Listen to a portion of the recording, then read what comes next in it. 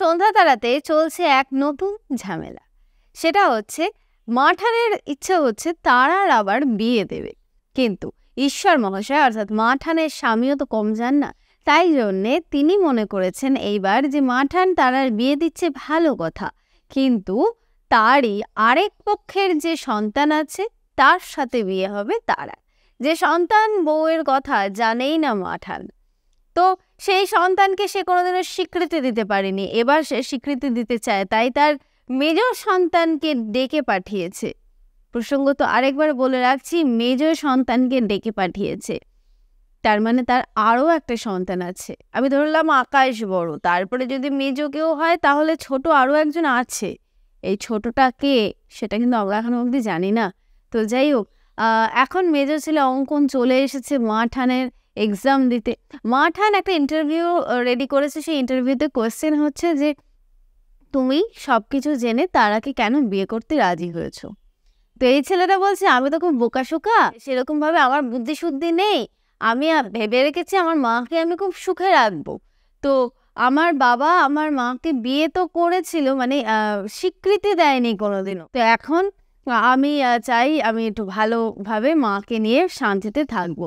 তাহলে তারাকে তুমি বিয়ে করছো কেন?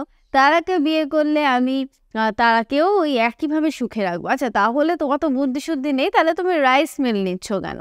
রাইস মিল নিচ্ছি আসলে আমাকে যদি অভয় দেন তাহলে আমি বলি পুরোপুরি বাপের ধারায় গেছে এর ছেলে। তার বক্তব্য হচ্ছে যদি অভয় দেন তাহলে আমি বলি রাইস মিলটার নামে আমার হবে, কিন্তু চালাবেন আপনারাই, আমাকে মাসে মাসে কিছু একটু দিয়ে দিলেই হবে, আমি দৌড়ে চলে যাব, সেখানে গিয়ে আমি শান্তিতে বসে থাকবো। তো ভালো কথা। এইসব কিছু শুনে এখন মাঠানের মত পুরোপুরি আছে এই বিয়েতে। মাঠান ঠিক করেছে এই বিয়েটা সে দেবে। তো এই কথা জানতে পারবে খুব তাড়াতাড়ি ঈশ্বর। ওইদিকে তো নীলের পিসি, তারপরে আবার পিসি ঠাকুমা, তারপরে আবার বাবা কাকারা, এরা সবাই দাঁড়িয়ে দাঁড়িয়ে এসব ভাবছিল যে কি হবে পাশ করতে পারবে কিনা।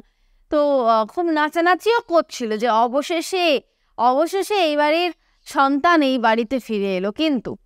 কিন্তু মাঠানের স্বামী বলে দিয়েছে একদম আনন্দ করতে যেও না, কারণ কোনোভাবে যদি বিজয়ের সন্দেহ হয় তাহলে কিন্তু বাঁশ। তো ঠিক আছে। ওইদিকে আমাদের সন্ধ্যা ডাক্তারবাবুর সাথে কথা বলতে গিয়ে জিজ্ঞেস করেছে যে কেন আপনি তারাকে ছাড়ছেন না, তারার কি সমস্যা। তো ডাক্তার ভুজুং বাজুং দিয়ে তো বুঝিয়ে দিয়েছে আমাদের সন্ধ্যাকে যে তারাকে কেন সে ছাড়ছে না। তারপরে সে তারার সাথে কথাটা বলে। সন্ধ্যা তারার সাথে কথা বলে যাচ্ছে এখন উকিলের কাছে ডিভোর্স করবে বলে, ডিভোর্স।